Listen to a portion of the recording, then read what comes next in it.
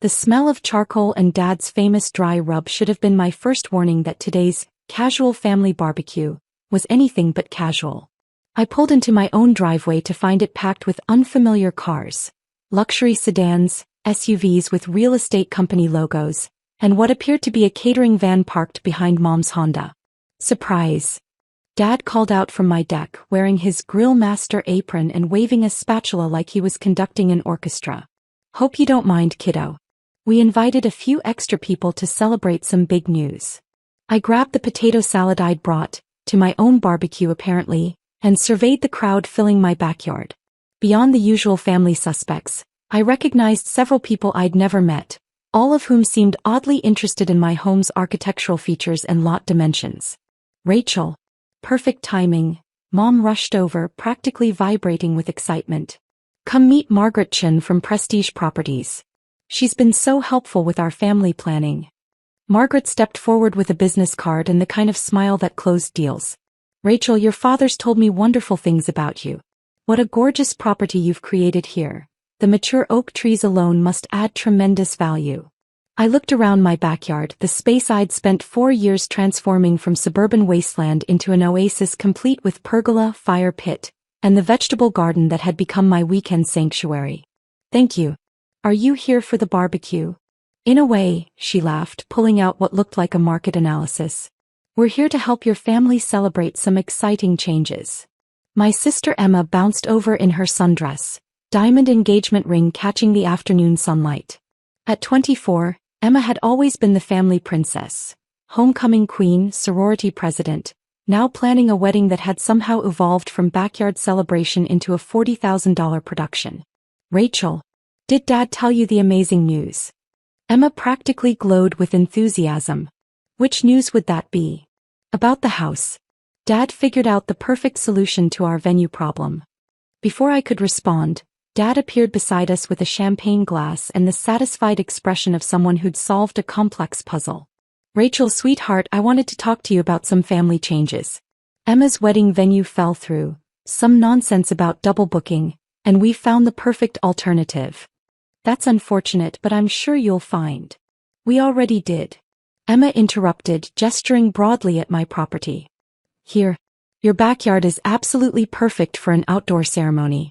The trees, the lighting, that gorgeous pergola. It's like a fairy tale setting. I felt the familiar disorientation that accompanied family conversations that veered into alternate dimensions. You want to have your wedding in my backyard?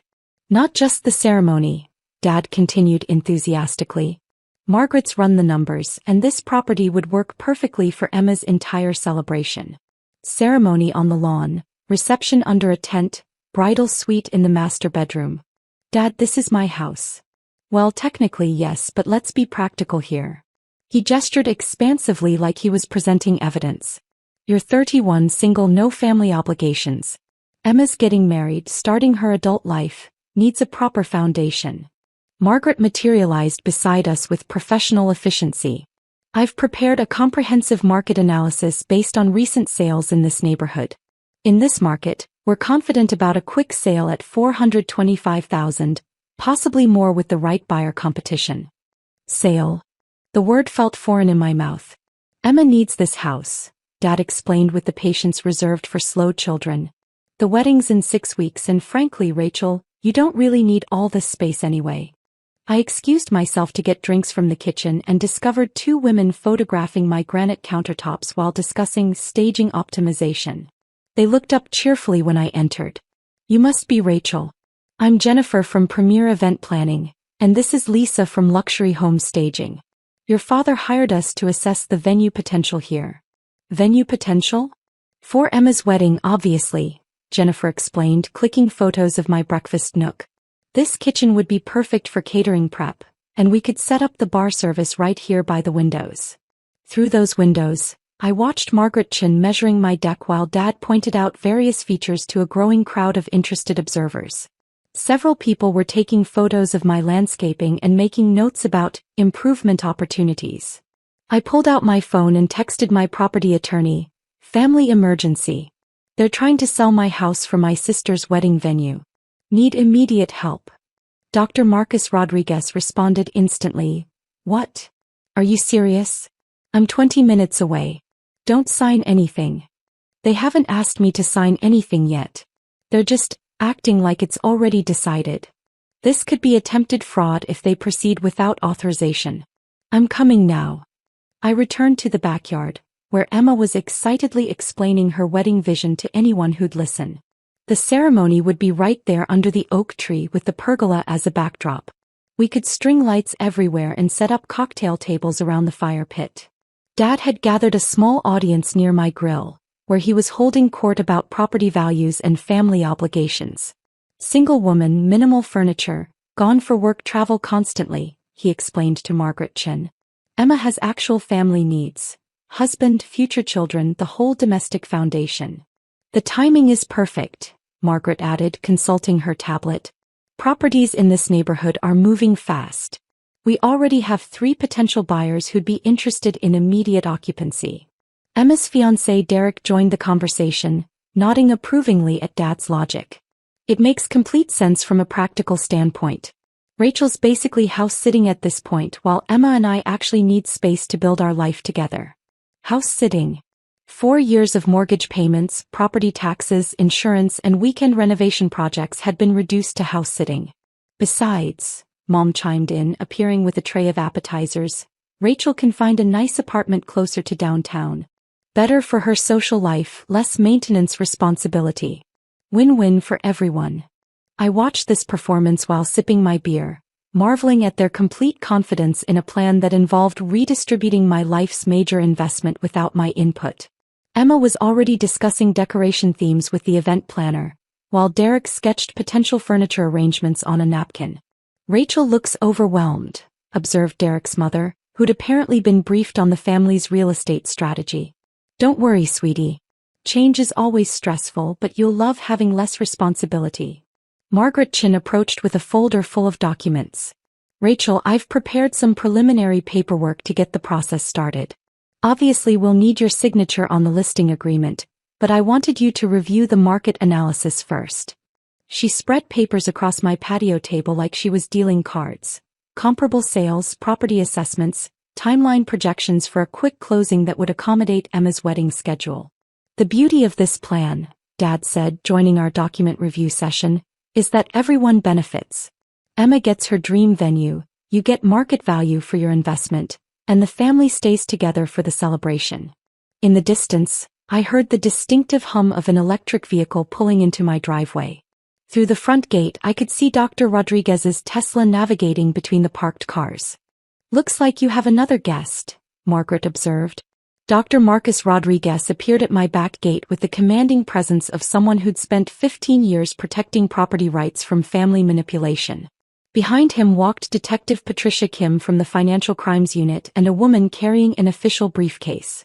Rachel, Marcus said formally, approaching our document-covered patio table, I understand there's some confusion about property ownership here.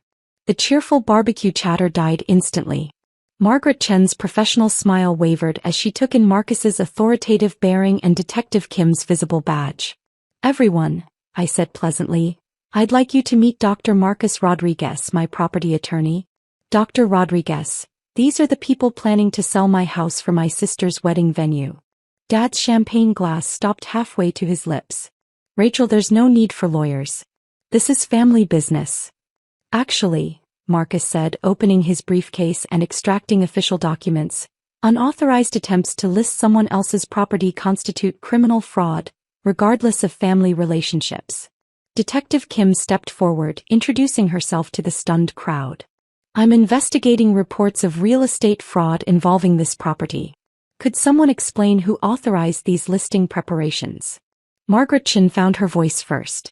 Mr. Thompson told us he had authority to list the property on behalf of his daughter.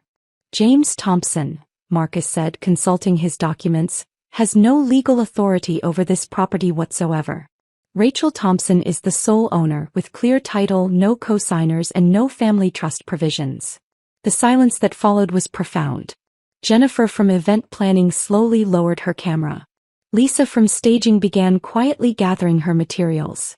There must be some misunderstanding, Dad said weakly. I'm Rachel's father. I'm just trying to help my family. By attempting to commit property fraud, Detective Kim interrupted. Sir, did you represent yourself as having authorization to sell property you don't own? Emma finally grasped the gravity of the situation. Dad, what exactly did you tell them? I told them we were handling family business, Dad said defensively. Rachel doesn't need this big house and Emma has actual wedding needs.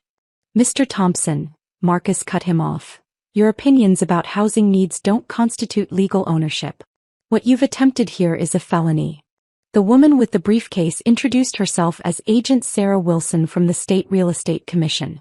We've been monitoring Ms. Chen's activities following complaints about inadequate ownership verification in similar cases. Margaret Chen went pale. Complaints? What complaints? 4 other families have reported situations where relatives attempted unauthorized property sales with your assistance, Agent Wilson explained. This appears to be part of a pattern. Derek's mother whispered loudly, Emma, what kind of family are you marrying into? Emma's face cycled through confusion, embarrassment, and dawning horror as she realized her dream wedding venue had just become a criminal investigation. Furthermore, Marcus continued, we have documentation that Ms. Chen failed to perform basic ownership verification before preparing marketing materials, which violates state real estate regulations. Dad's champagne glass slipped from his fingers and shattered on my patio stones. Margaret Chen's real estate license was suspended within 48 hours. The state commission discovered she'd been involved in 6 similar schemes over 18 months, targeting property owners through family manipulation. Her agency folded within 2 weeks when other victims came forward. Dad faced criminal charges for attempted property fraud. The local newspaper's headline read, Retired banker charged in scheme to sell daughter's home. His reputation in the community never recovered, and Mom quietly moved them to a senior community in another state. Emma's wedding venue crisis became a social media disaster when Derek's family learned about the fraud charges. His mother insisted on postponing until family legal issues are resolved, which became permanent when Derek realized the implications of marrying into a family that attempted property crimes. Emma's relationship with me remained strained for years. She couldn't forgive me for ruining her wedding with legal technicalities, unable to grasp that preventing property theft wasn't a technicality. The most satisfying moment came when the district attorney's office asked me to speak at a property fraud prevention seminar. Your case exposed significant gaps in real estate oversight, they explained. I delivered the presentation from my living room in my house with my name on the deed. The shattered champagne glass left a small stain on my patio stones that I never cleaned. Sometimes the best reminder is knowing what you successfully protected.